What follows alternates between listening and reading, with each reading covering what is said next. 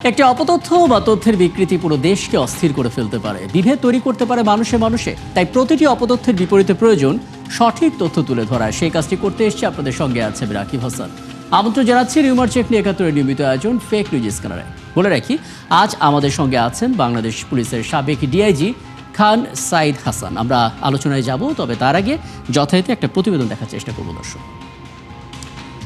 দেশের মাটিতে পা রাখার সাথে সাথে অনবরত গুজবের শিকার হচ্ছেন বিএনপির ভারপ্রাপ্ত চেয়ারম্যান তারেক রহমান। ফেসবুক সহ প্রায় সবগুলো সামাজিক যোগাযোগ মাধ্যমে ছড়ানো হচ্ছে এসব গুজব। শুধু তাই না, জনপ্রিয় গণমাধ্যমের ফটোকার্ড নকল করে এসব মিথ্যা তথ্যগুলো সংঘবদ্ধভাবে শেয়ার করা হচ্ছে, যাতে দ্রুত ভাইরাল করা যায়।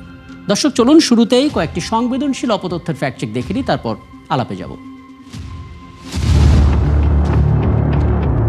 বিএনপির ভারপ্রাপ্ত চেয়ারম্যান তারেক রহমানের স্বদেশ প্রত্যাবর্তনকে ঘিরে একাধিক গণমাধ্যমের আদলে ৫টি ফটোকার্ড ছড়িয়েছে সামাজিক যোগাযোগ মাধ্যমে। এর মধ্যে ৭১ টিভির নামে প্রচারিত ফটোকার্ডে দাবি করা হয় নেতাকর্মীরা তারেক রহমানের জন্য ২ দিনে ৭,০০০ কোটি টাকা বিভিন্ন মহাসড়ক থেকে চাঁদা আদায় করছে। তবে সঠিক তথ্য হলো ৭১ টেলিভিশন এমন কোনো ফটোকার্ড বা সংবাদ প্রকাশ করেনি। ডিজিটাল প্রযুক্তির কারসাজি করে ৭১ টেলিভিশনের ফটোকার্ড নকল করে এই মিথ্যা তথ্যটি ছড়িয়ে দেওয়া হয়েছে। এছাড়া ভুয়া এই ফটোকার্ডে একাধিক ভুল বানানো দেখা গেছে। ওদিকে যমুনা টেলিভিশনের নামে প্রচারিত ফটোকার্ডে দাবি করা হয় দেশে ফিরেই ধানমন্ডি ৩২ পুনর্নির্মাণের ঘোষণা দেবেন তারেক রহমান। তবে যাচাই করে দেখা গেল এমন কোনো ফটোকার্ড বা সংবাদ যমুনা টেলিভিশন প্রকাশ করেনি। এখানেও ডিজিটাল প্রযুক্তির কারসাজি দিয়ে যমুনা টিভির ফটোকার্ডটি সম্পাদনা করে মিথ্যা তথ্য ছড়ানো হয়েছে।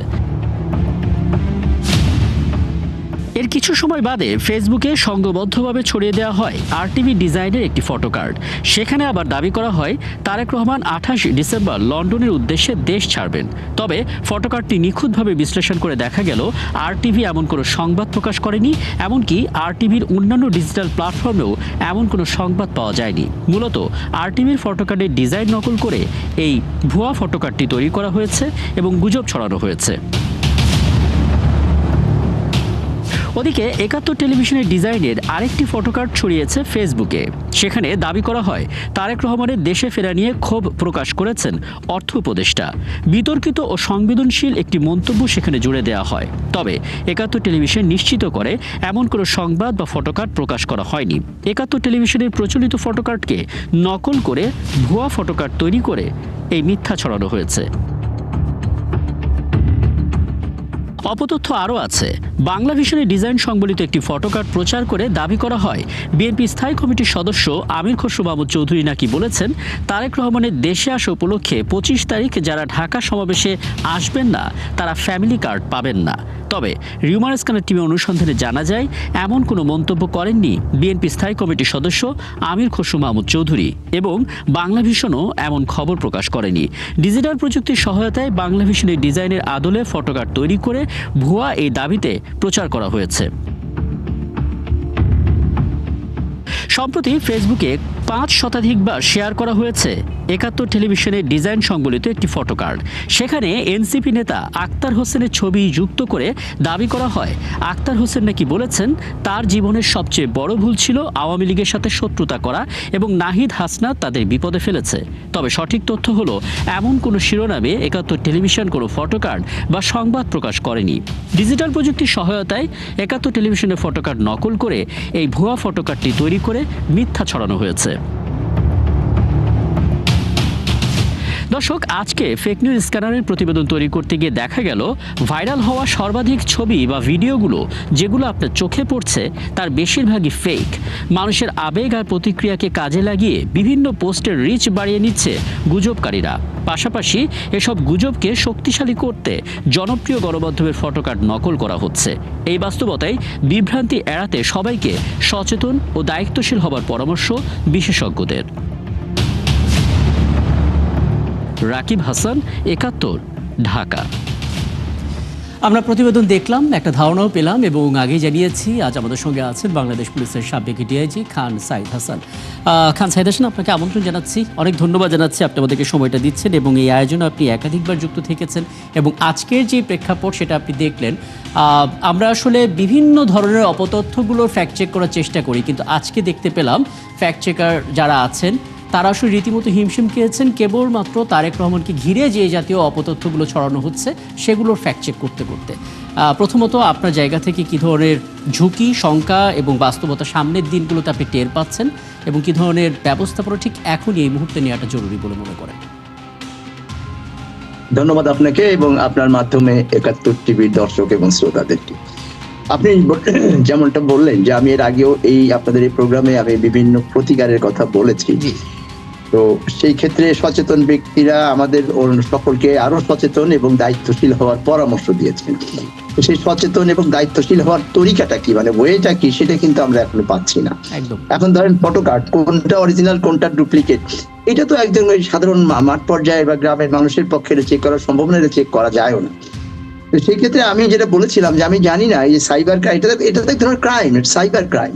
তবে আমার কমন সেন্স যেটা, আমারও খুব একটা এই সম্পর্কে খুব ধারণা নেই, বিকজ আমি যখন চাকরিতে ছিলাম তখন এই সাইবার ক্রাইম বা এইগুলো ছিল না। আজ থেকে আমি 15 বছর আগের কথা বলছি। তো এখন যেহেতু এটা এসছে এবং এই সাইবার ক্রাইমকে রোধ করার জন্য বিভিন্ন ইউনিট বা বিভিন্ন কলা কৌশলও মানে ব্যবহার করা হচ্ছে।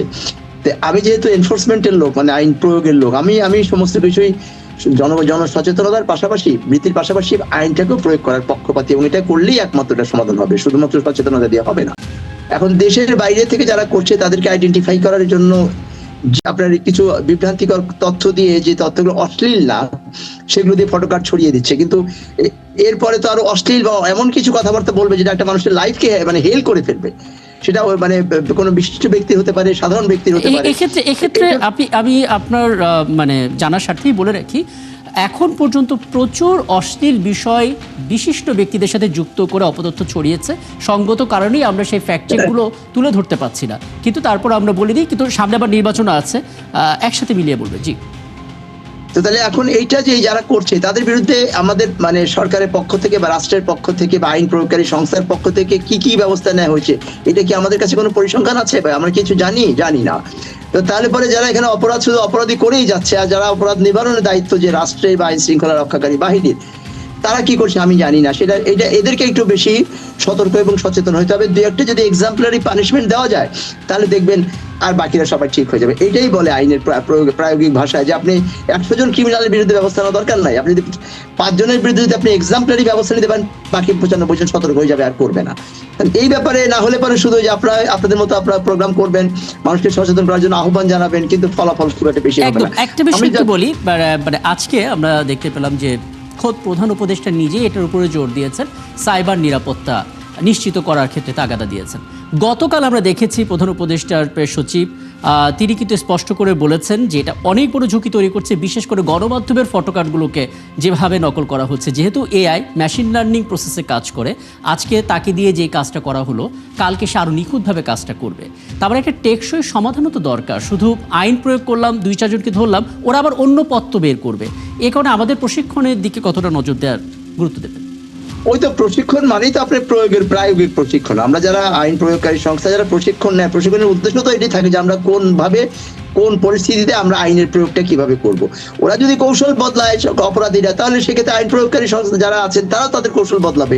তারপরে আমাদের ইয়েতে বলে যে every problem there is a solution behind, প্রত্যেক সমস্যার সমাধান আছে। এখন সেই সমাধানটা আপনি খুঁজে বের করতে পারবেন কিনা, কতটুকু আপনি যতটা মানে আপনি ভালোভাবে পারবেন তত বেশি সফল রাষ্ট্র হবে, আর যতটা না পারবে তত রাষ্ট্র তত অকার্যকর দিকে ধাবিত হবে। না হলে আপনি বলেন এই যে আজে বাজে জিনিস বা যে মিথ্যা কথা দিয়ে যে আমাদেরকে বিভ্রান্ত করছে, তাতে করে শুধু সামাজিক না, অনেকের মানসিক ক্ষতিগ্রস্ত হচ্ছে, অনেকে স্ট্রোক করছে, অনেকে সুইসাইড করছে, এরকম নজিরও বহু আছে। তাহলে সুইসাইড করা মানে তো একজন লোককে আপনার হত্যা করার প্ররোচনা দেওয়া হলো, এটা আইনের ভাষায় এটা মানে আপনার হত্যাকাণ্ডে সহায়তা করা শামিল। তাহলে সেইভাবে তো তাদেরকে লোকেট করতে হবে। আগে লোকেট তো করতে পারছে না। লোকেট কি হয়েছে কিনা আমি আমার জানা নেই, আপনি জানা আছে না, থাকলে আপনি বলতে পারেন। আচ্ছা, ছোট করে একটা বিষয়টি জেনে আমি বিরতিতে যাব। আপনার মনে হয় কিনা এখানে কোনো সদিচ্ছার অভাব আছে কিনা? কারণ আমরা সমস্যাটা জানি, সমাধানটাও জানি, তাহলে করতে আসলে কোথায় জটিলতা? দীর্ঘসূত্রিতা নাকি সদিচ্ছার অভাব?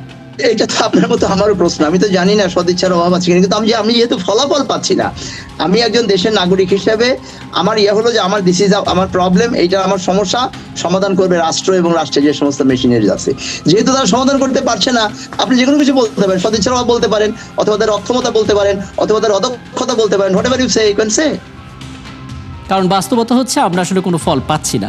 জনাব খান সাইদ হাসান, ছোট করে একটু জেনে নিব, মানে এখন এটা সত্যিকার অর্থে খুবই আশাব্যঞ্জক খবর হচ্ছে যে মানুষ এখন প্রশ্ন করতে শিখেছে। কোনো একটা ভিডিও দেখার পর তারা এই প্রশ্নটা করে, এটা কি আসল নাকি নকল? তার মানে একটু হলেও সচেতনতা তৈরি হচ্ছে। এখন এটা তো ছড়িয়ে দেওয়া প্রয়োজন। একটু ধারণা দেবেন, পরামর্শ দেবেন কিভাবে সেটা সম্ভব আসলে। আপনার সাথে যে বিরতির মধ্যে আমার এক দর্শক ওই একটা দিয়েছে, আমাকে একটা এসএমএস পাঠালো। সে বলল, সে তার মন্তব্য হলো, সে এই ব্যাপারে এক্সপার্ট। আচ্ছা, সে বলছে এআইটা আমাদেরকে ধ্বংস করে দিচ্ছে এবং এআই প্রতিরোধ করার নাকি কোনো উপায় পৃথিবীতে নাই। আমি জানি না এটা সত্য বা মিথ্যা। আচ্ছা, এখানে আমি একটু সংযোজন করি। এই প্রশ্নটা হুবহু করেছিলাম একজন প্রযুক্তি বিশ্লেষককে। তিনি বলেছিলেন এআই এর সমাধানটা এআই দিয়েই দিতে হবে, অর্থাৎ এআই এর ভুলটাকে বের করে দেবে আর কি। জি, সেইটাই আমি ওইটাই বলছি। আমি যেহেতু ব্যাপারে এক্সপার্ট নাই, আমি বললাম যে তবে আমি এটা বিশ্বাস করি যে প্রত্যেক সমাধান, এটা আমাদের আমাদের ইসলামের কথা যে আল্লাহ পাক আল্লাহ রাসূল বলেছেন যে আগে পৃথিবীতে আল্লাহ সমস্যার সমাধান পাঠায়, তারপরে সমস্যা পাঠায়। তো আমরা যদি জ্ঞানী এবং আল্লাহ বিশ্বাসী হই, তাহলে আমরা সমাধানটা পাবো এবং সেক্ষেত্রে সাকসেস উইল বি আওয়ার্স। এরকম কথা, এটা বিশ্বাস থেকে আমি বলছি এবং দেখেছি যে প্রত্যেক সমস্যার সমাধান আছে, সেটা আমরা বের করাটাই হলো আমাদের এখন ব্যাপার। যাই হোক, যেটা বলছি সেক্ষেত্রে এখন যদি তাই হয় যে আমাদের যে মেশিনারিজ বা আমাদের যে মানে মেকানিজম, তাতে করে আমরা এখন ওইভাবে বের করতে পারছি না, বা যেহেতু অনেকগুলো বেশিরভাগ বাইরে থেকে করছে, সেই ক্ষেত্রে আমাদের, আমি আগেও যেটা বলেছি যে আমাদের যেগুলো যে মানে প্রচারিত মানে জাতীয় গণমাধ্যম যেগুলো পরিচিত, এই যেমন ৭১ টিভির ওয়েবসাইট আছে, ৭১ টিভির ইউটিউব আছে, যে কোনো কিছু যখনই মানুষের সন্দেহ সংশয় হবে, তখন সাথে সাথে যেন এই সমস্ত মানে রিকগনাইজড মিডিয়াগুলোতে পেজে চলে যায়, তারা দেখে। তখন এরকম যে সমস্ত খবরগুলো ছাপে, এত ইম্পর্টেন্ট করে ছাপে যে এরকম খবর সাথে সাথে আমাদের জাতীয় মিডিয়াগুলো চলে যেতে পারে। এটা একটা হতে পারে। আর আরেকটা জিনিস যেটা হতে পারে সেটা হলো যে আমাদের ওই যে আমাদের, এটা সবার পক্ষে সম্ভব না, ভেরিফাইড পেজ যেটা আর কি, ওই যেটা টিক দেওয়া থাকে ডান পাশে, ওটা আমরা বলতে পারি যে আপনারা ওইটা দেখলে যদি কারো থাকে, ওটা আপনারা বিশ্বাস করবেন, অথবা আপনারা জাতীয় মিডিয়া যেগুলো আমাদের ন্যাশনাল মিডিয়া আছে সেগুলোতে আপনারা যাবেন। এছাড়া তো আমি সাধারণ মানুষের আর কোনোভাবে এটা থেকে মানে স্ক্যানিং করার আমি কোনো রাস্তা দেখি না। আমি নাই। আর পাশাপাশি সমস্যা বা অপরাধের সাথে কিভাবে এটাকে আবার কমব্যাট করা যায় বা কিভাবে এটাকে মানে আবার ব্যবস্থা নেওয়া যায়, সেটা আমাদেরকে খুঁজে বের করতে হবে প্রযুক্তিবিদদের। আপনি যেমন বলেন যে এআই দিয়েই সমাধান করা যায়। অনেকগুলো গুরুত্বপূর্ণ পরামর্শ দিয়েছেন। একটা বিষয় কি একটু যুক্ত করা যায় কিনা, এটা আপনার মতামতটা একটু নিতাম। সেটা হচ্ছে আমরা দেখেছি যে ঘুরে ফিরে rumour scanner, broom Bangladesh, fact watch, এরকম হাতে গোড়া কয়েকটা প্ল্যাটফর্ম থেকে আমরা সঠিক তথ্যগুলো যাচাই করতে পারছি। মনে হয় কিনা যে এরকম কিছু প্ল্যাটফর্ম আরো বেশি বেশি তৈরি করা উচিত? হ্যাঁ, যেহেতু আমাদের রিউমারের সংখ্যা ১০০ যদি হয়, তো সেখানে ২টা বা ৩টা দিয়ে তো হবে না, পার্সেন্টেজ কমে যাচ্ছে। সেক্ষেত্রে এই ফ্যাক্ট চেকারের সংখ্যাও আর যদি বেশি বাড়ানো যায়, তখন এটা আমাদের ডেফিনেটলি এটা উপকার দেবে, কাজে দেবে অবশ্যই। এবং সেক্ষেত্রে প্রশিক্ষণের জায়গাটা কেমন হওয়া উচিত? প্রশিক্ষণ তো আমাদের সরকারি ভাবে হতে পারে, বা বিভিন্ন আমাদের তো এখন অনেক এনজিও আছে, তারাও তো বিভিন্ন যে সমস্ত সমাজ সচেতনমূলক কাজে বা সমাজ উন্নয়নমূলক কাজে তারাও ইনভেস্ট করে বা তারাও কন্ট্রিবিউট করে, তারাও এগিয়ে আসতে পারেন আমাদের বিভিন্ন এনজিও গুলো, এভাবেই প্রশিক্ষণ দেওয়া যেতে পারে। চমৎকার। মানে মোটা দাগে আমরা বলতে পারি যে এখন যত পারা যায় অপতথ্যের বিপরীতে সঠিক তথ্যটা প্রচার করা, পাশাপাশি যেই প্রযুক্তি নিয়ে আমরা কথা বলছি সেই প্রযুক্তি দিয়েই আসলে প্রযুক্তির দুর্বলতাগুলো সমাধান করা এবং প্রচারণার প্রতি আপনি জোর দিলেন, সাথে ফ্যাক্ট চেকারের সংখ্যা বাড়ানোর জন্য যা যা করণীয়। অনেক ধন্যবাদ। এবং পাশাপাশি দুই একটা যাদের এই সমস্ত, আমি ক্রিমিনালই বলবো, যে তারা অফেন্ডার মানে ক্রাইম করছে, ক্রিমিনাল, এই ধরনের অফেন্ডারকে দুই একটা মানে ফাইন বের করে আইডেন্টিফাই করে তাদের বিরুদ্ধে লফুল অ্যাকশন নিলে পারে, ওটা একটা ডেটারেন্ট হিসেবে কাজ করবে। একদম, মানে অপরাধীদের হাতে হাত করা উঠলে সমাজে একটা ভালো বার্তা পাবে আসলে। অনেক ধন্যবাদ আপনাকে আমাদের সময়টা দেওয়ার জন্য, এবং সামনে কোনো আয়োজনে নিশ্চয়ই আমরা এখান থেকে আরো পরামর্শ জানার সুযোগ পাবো। ধন্যবাদ আপনাকে। দর্শক, আমাদের সঙ্গে ছিলেন এতক্ষণ বাংলাদেশ পুলিশের সাবেক ডিআইজি খান সাইদ হাসান পিপিএম, এবং আপনারা আছেন ফ্যাক্ট চেক নিয়ে ৭১ নিয়মিত আয়োজন ফেক নিউজ স্ক্যানারে। প্রতিদিন আমরা রিউমার দূর করতে হাজির হব ঠিক একইভাবে একই সময়ে, এবং আপনারা যুক্ত হতে পারেন। কোনো খবর যদি আপনাকে সংশয় ফেলে, সেটা একটি স্ক্রিনশট আমাদেরকে মেল করতে পারেন। মেল আইডি দেখতে পাচ্ছেন fns.71tv@gmail.com এই ঠিকানা, অথবা ফেসবুকে যুক্ত হতে পারেন facebook/fake news স্ক্যানার এই ঠিকানায়। আমরা সেই তথ্যের ফ্যাক্ট চেক করে আপনাদের জানাবো। মনে রাখবেন দর্শক, চটকদার শিরোনাম দেখলে ক্লিক করবেন না। বিশ্বাস আর প্রতিক্রিয়া জানানোর আগে অবশ্যই ফ্যাক্ট চেক করুন। থাকুন ৭১-এর সাথে।